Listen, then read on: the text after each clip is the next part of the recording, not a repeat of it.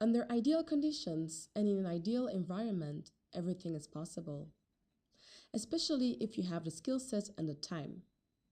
For instance, breaking the iPhone encryption, hacking a password protected hotspot, or even replicating credit card information.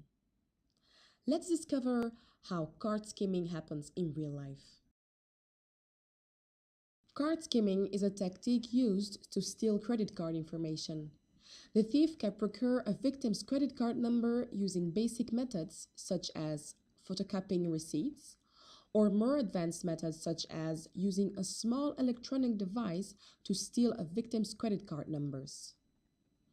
The most common places where skimming occurs are ATM machines and point of sale terminals. The card skimming group is highly organized, always on the move. Cloning a card takes less than a second.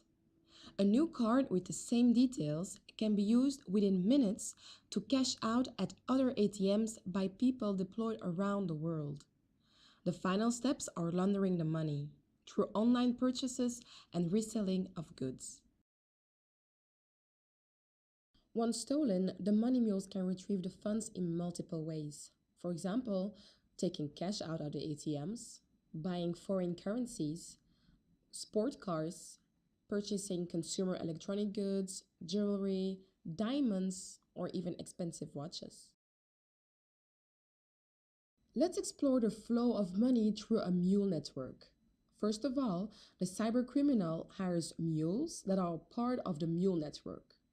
Their incentive for opening accounts and making transfers is usually a commission on the balance that is laundered. Once the cybercriminals have access to a legitimate bank account, they will start to wire money to the mule accounts. The mules, in turn, will then transfer the amounts to the criminal accounts and receive their commissions.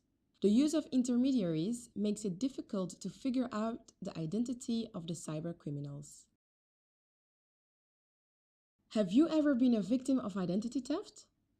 Identity theft is a deliberate use of someone else's identity, usually as a method to gain a financial advantage or other benefits in the other person's name, to his disadvantage or loss.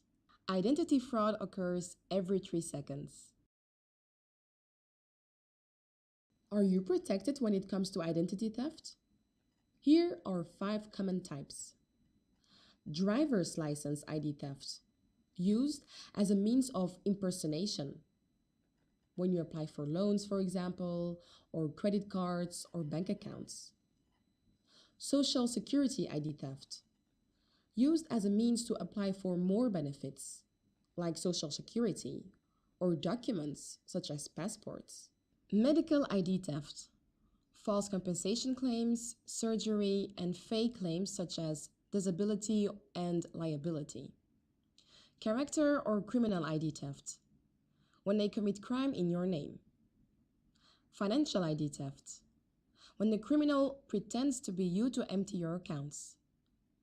Does your identity theft protection service cover just the 28% or the full 100%?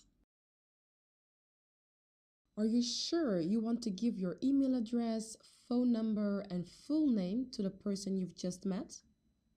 What do you think is the true cost of flirting? So, okay, let's say you flirted. Now it's time to pay. Here are some examples of how much you can already do when you just have a username, an email, or even a phone number of a person. Why is it possible to exploit people in such a manner? Reversing Maslow's hierarchy of needs to generate anxiety leads to exploitation of the human operating system through fear of getting in trouble, fear of getting someone else in trouble, fear of making a mistake, desire to help, hope for a reward. Many people actually do not realize how strongly connected are both Maslow's hierarchy and social engineering.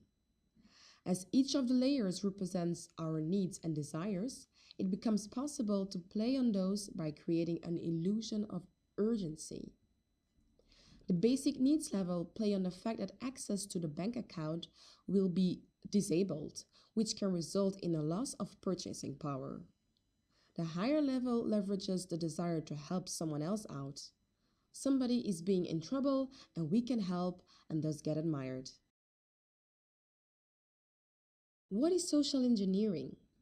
Social engineering means obtaining information by deceiving in one way or another the human target, or making them do something they were not intending to do.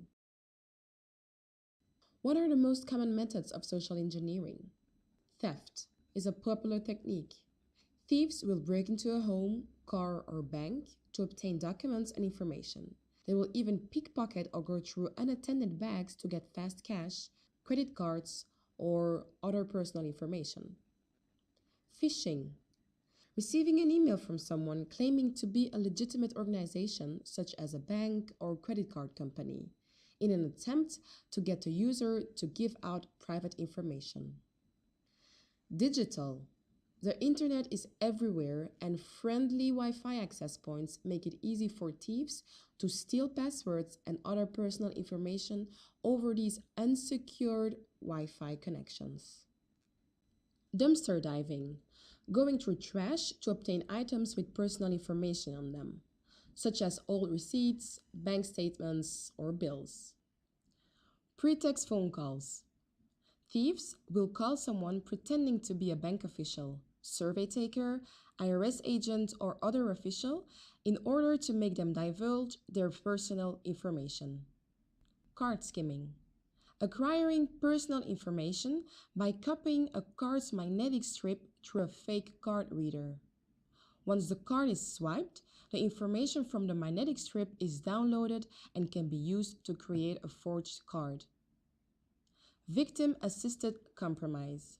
Sometimes, without realizing it, people will divulge personal information to friends, family, and strangers that a thief can either record or make a note for later use. This concludes the introduction devoted to exploring various fraud techniques. Learn more today. Visit VASCO.com.